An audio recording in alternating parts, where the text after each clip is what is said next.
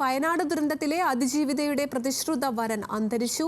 ചൂരൽമല സ്വദേശി ജെൻസൺ ആണ് മരിച്ചത്. ഉരുൾപൊട്ടലിൽ ശ്രുതിക്ക് നഷ്ടപ്പെട്ടത് കുടുംബത്തിലെ 9 പേരെയാണ്. വയനാട് നിന്ന് രതീഷ് ചേരുകയാണ്. രതീഷ്, അതീവ ദുഃഖകരമായ ഒരു വാർത്തയാണ്. തീർച്ചയായിട്ടും ഒരു പ്രതീക്ഷയുടെ ഒരു നേർക്കണമുണ്ടായിരുന്നു ജെൻസൺ തിരിച്ചു വരും എന്നുള്ളതിൽ. പക്ഷേ ഇപ്പോൾ ആ പ്രാർത്ഥനകളെല്ലാം വിഫലമായിരിക്കുന്നു. എപ്പോഴാണ് മരണം സംഭവിച്ചത്? കൂടുതൽ വിവരങ്ങൾ. അതിൽ തീർച്ചയായും ചുരത്തിന് മുകളിൽ നിന്ന് വീണ്ടും സങ്കട വാർത്ത വരുന്നു എന്നുള്ളത് ആണ് ഇപ്പോഴത്തെ പറയാനുള്ളത്. ജെൻസൺ മരണത്തിന് കീഴ്പ്പെട്ടിരിക്കുന്നു. ഇന്നലെ നടന്ന അപകടത്തിൽ ഗുരുതര പരിക്കേറ്റ് വയനാട് മേപ്പാടിയിലെ മൂപ്പൻസ് മെഡിക്കൽ കോളേജ് ആശുപത്രിയിൽ അത്യാസന്ന നിലയിലായിരുന്നു അദ്ദേഹം കഴിഞ്ഞിരുന്നത്.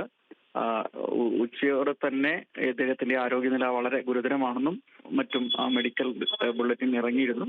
എന്നാലും പ്രതീക്ഷയോടെയും പ്രാർത്ഥനയോടെയും തന്നെയാണ് ജെൻസന് വേണ്ടി കാത്തിരുന്നത്.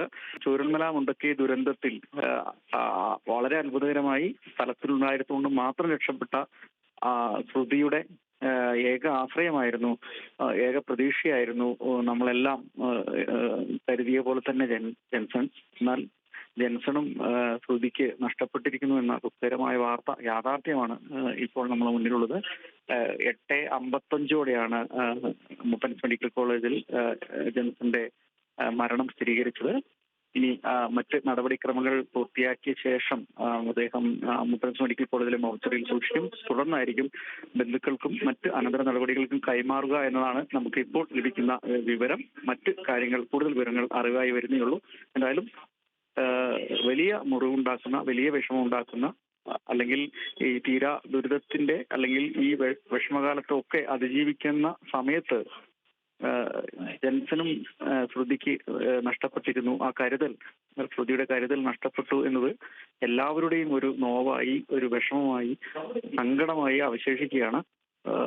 എന്തായാലും ജെൻസന്റെ മൃതദേഹം ഭൗതിക ശരീരം വിട്ടുകൊടുക്കുന്ന മറ്റ് ബന്ധുക്കൾക്ക് വിട്ടുകൊടുക്കുന്ന ഔദ്യോഗിക നടപടിക്രമങ്ങൾ പുരോഗമിക്കുകയാണ്. അതിനുശേഷമായിരിക്കും എത്തരത്തിലായിരിക്കും ഈ സംസ്കാര ചടങ്ങുകൾ നടക്കുക എന്നും മറ്റും അറിയുക. എന്തായാലും നാളെ ആയിരിക്കും അദ്ദേഹത്തിന്റെ ഭൗതിക ശരീരം അടക്കം ചെയ്യുന്ന ചടങ്ങുകളടക്കം ചെയ്യുക. നേരത്തെ പറഞ്ഞ പോലെ ചുരൽമല സ്വദേശി അല്ല ജെൻസൺ അമ്പലവയൽ സ്വദേശിയാണ്.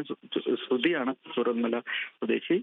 എന്തായാലും ഔദ്യോഗിക നടപടിക്രമങ്ങൾ പൂർത്തിയായ ശേഷം ബന്ധുക്കൾക്ക് മൃതദേഹം, ഭൗതിക ശരീരം, ജെൻസന്റെ ഭൗതിക ശരീരം കൈമാറും എന്നാണ് വിവരം ലഭിച്ചിട്ടുള്ളത്. എന്തായാലും നാളെ ഉച്ചയോടെ അല്ലെങ്കിൽ ഉച്ച കഴിഞ്ഞുമായിരിക്കും ഭൗതിക ശരീരം അമ്പലവയലിലെ അവരുടെ സംസ്കാരത്തിൽ മറ്റ് നടപടിക്രമങ്ങൾക്ക് വിട്ടുകൊടുക്കുക എന്നാണ് ഇപ്പോൾ നമുക്ക് ലഭിക്കുന്ന വിവരം. എന്തായാലും വീണ്ടും സങ്കടകരമായ വാർത്ത ചുരത്തിന് മുകളിൽ നിന്ന് കൊടുക്കുന്നു.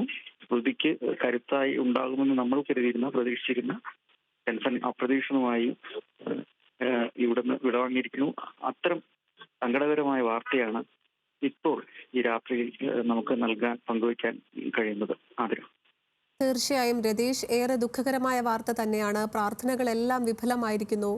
ശ്രുതിയെ തനിച്ചാക്കി ബെൻസൺ മടങ്ങി. വയനാട് ദുരന്തത്തിലെ അതിജീവിതയായ ശ്രുതിയുടെ പ്രതിശ്രുത വരൻ അന്തരിച്ചു.